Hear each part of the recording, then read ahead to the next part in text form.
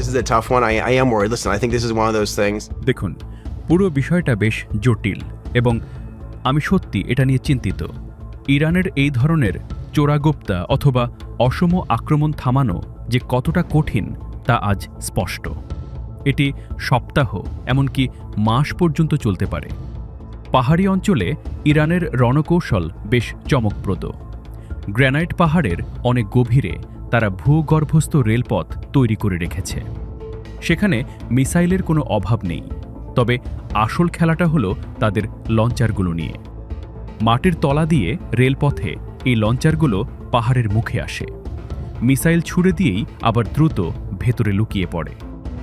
আমরা হয়তো সেই গুহার মুখগুলো বোমায় উড়িয়ে দিতে পারি, কিন্তু তাতে খুব একটা লাভ হয় না, কারণ তারা পাহাড় কেটে শত শত এমন গুহার মুখ তৈরি করে রেখেছে।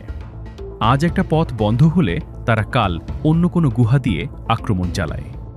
পাহাড়ের নিচে তাদের এই বিশাল নেটওয়ার্ক সত্যি বিস্ময়কর। And these guys have apparently built like hundreds of these caves. It's actually impressive.